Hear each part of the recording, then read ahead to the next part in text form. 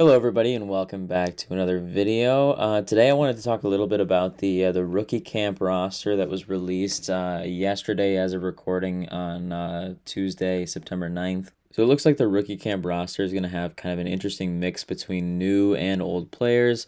Some older players from previous drafts like Owen Beck, Vincenz Rohr, Tyler Thorpe. We also have Reinbacher, obviously, Fowler from the 2023 draft. And then we have Ivan Demidov coming from the 2024 draft, and then some newer guys like Papanikis and Bryce Pickford on defense. And so I think from just looking at that roster, it'll obviously be exciting to watch Demidov and Reinbacher as well as Jacob Fowler in goal all kind of compete for roster spots. I think Demidov, obviously, I think we know pretty sure that he's going to be making the team out of camp.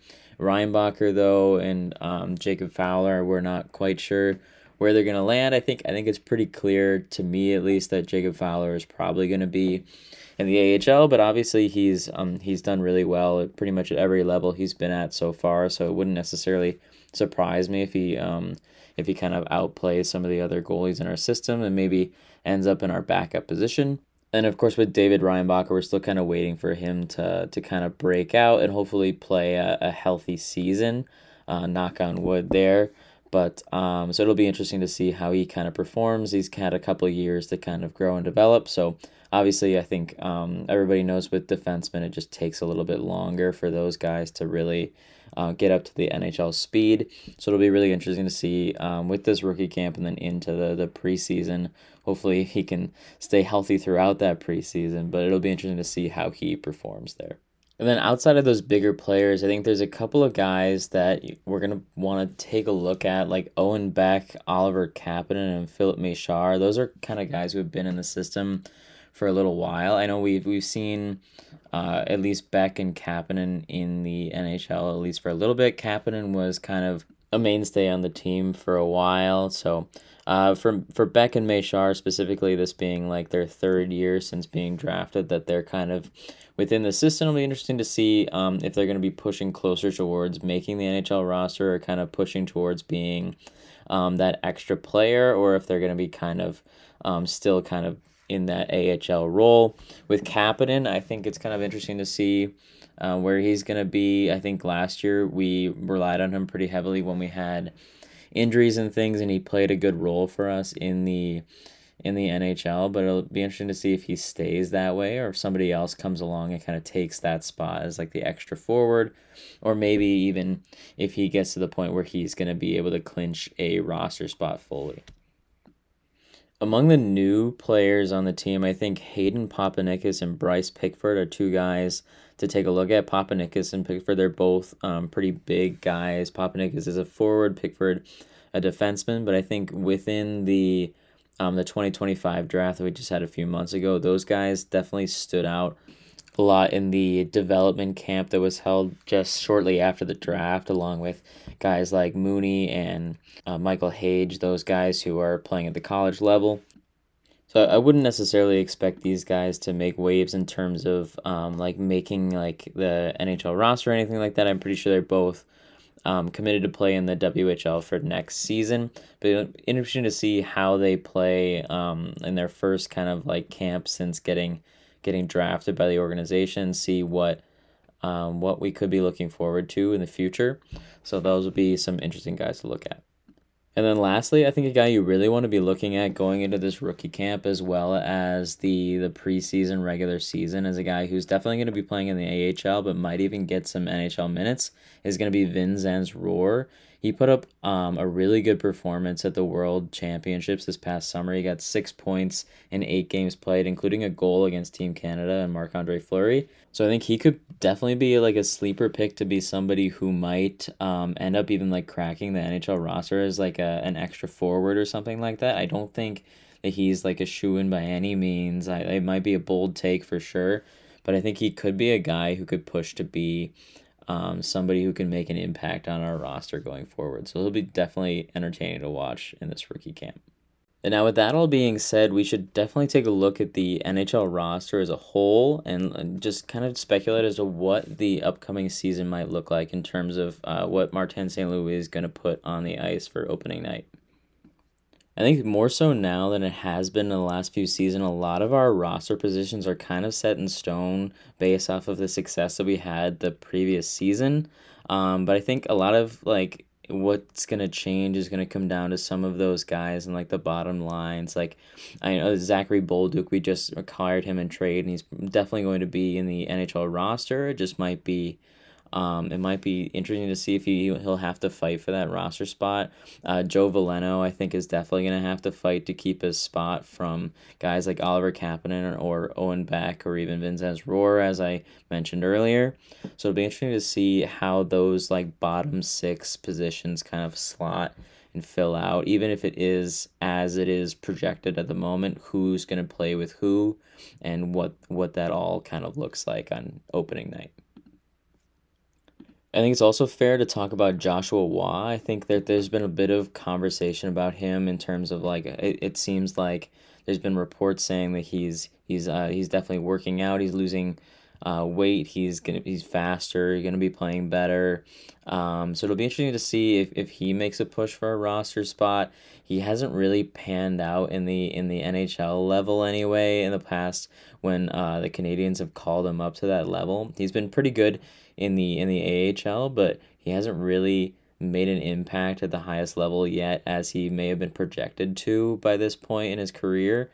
So it'll be interesting to see what his camp looks like when those training camps start up, and to see if he can even compete for some of those bottom six spots.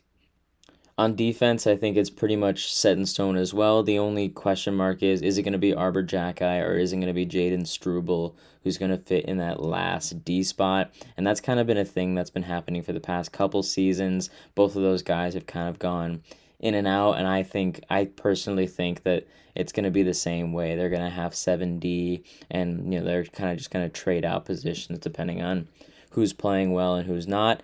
I personally thought that they both had a pretty good season last year. Jaden Struble, I think, a little bit more so. So I think he might be starting the season for the Canadians, but I'll get into my predictions later. But it'll be interesting to see how that battle goes down between those two guys. And then lastly, I talked about this a little bit earlier, but it'll be interesting to see, especially with the addition of Kaapo Kähkönen for our goalie situation, who's going to be the backup for Sam Montembeault. I think some people have projected that it will be Kähkönen who will make that backup, but I'm not super convinced, especially considering how well Jakub Dobeš did last season, especially getting, a start in the playoffs and playing well, all things considered, despite the fact that we lost those games. But I think it'll be an interesting battle between two of them and also Jacob Fowler, who's kind of the younger guy. But all three of those guys definitely want to have that position to back up Samuel Montembeault. So it'll be definitely entertaining to see how the three of them perform leading up to the start of the season.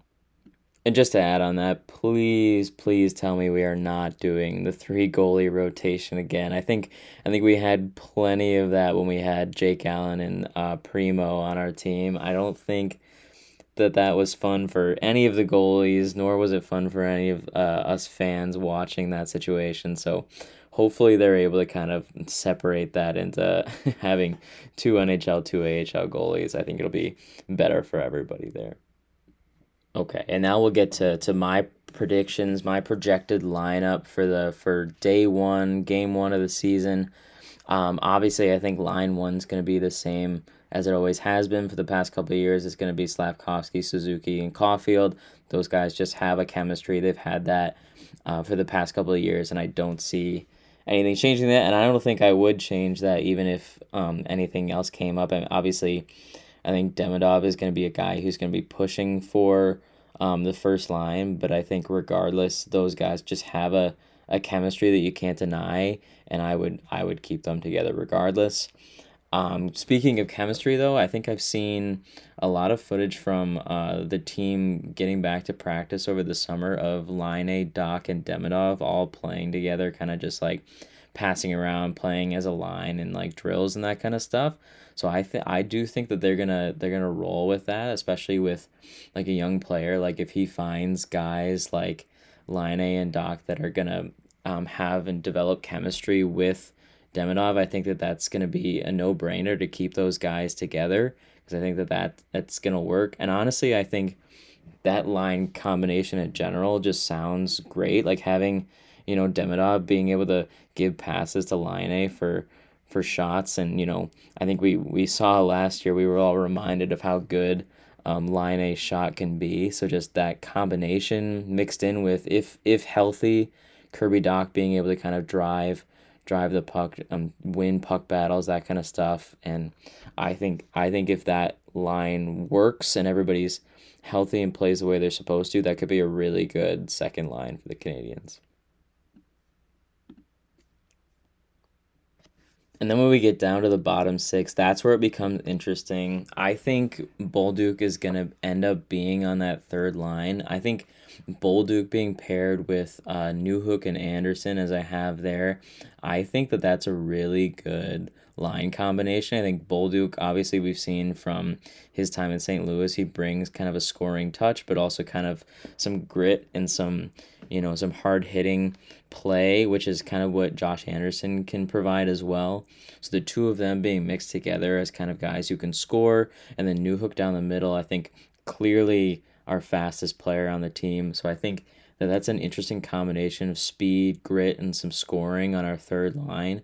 And I think that's something that a lot of NHL teams that are really successful have, is those third lines that can kind of give you that depth scoring. I mean, just ask the Toronto Maple Leafs about depth scoring. Clearly, they need some help there. So if we can establish a third line like that who can score and can play hard and kind of tire teams out and give our first line a chance to play against some tired guys, I think that that's going to give us an edge, and it's going to make us a playoff team.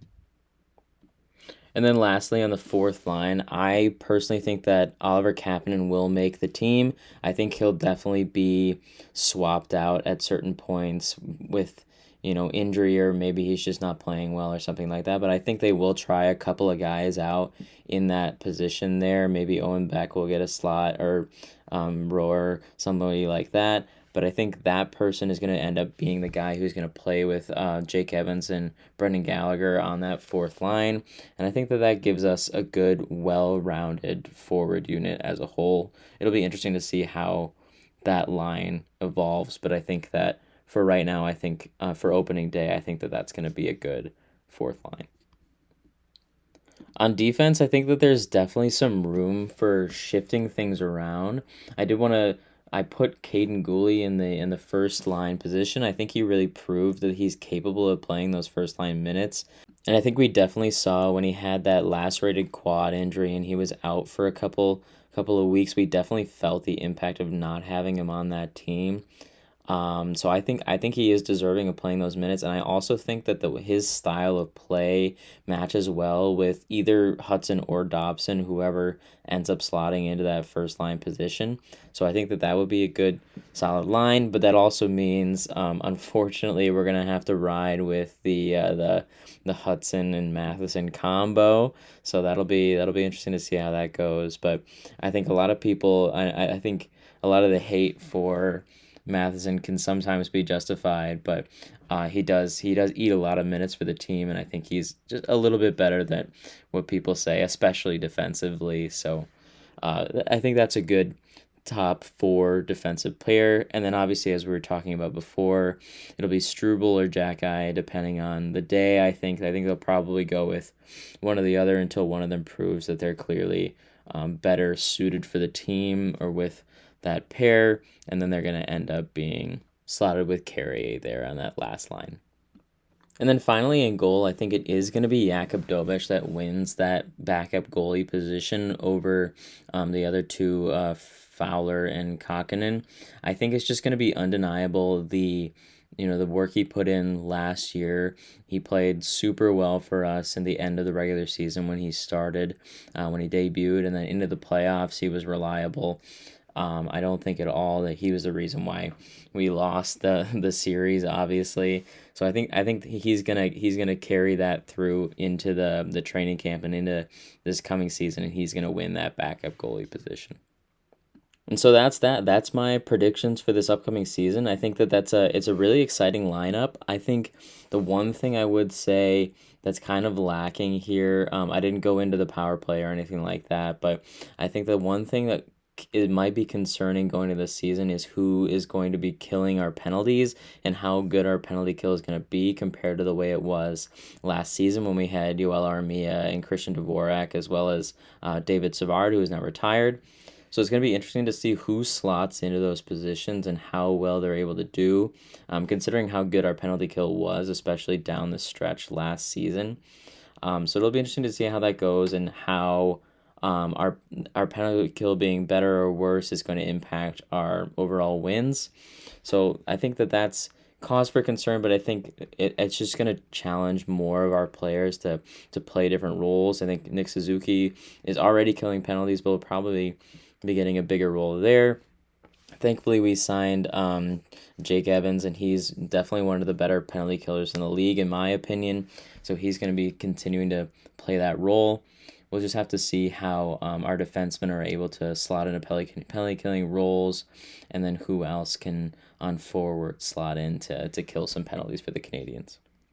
But yeah, so it'll be an exciting season. I can't wait to get started here. So I hope you enjoy my predictions and my commentary on the upcoming camps and that kind of thing. And I will catch you guys in the next video.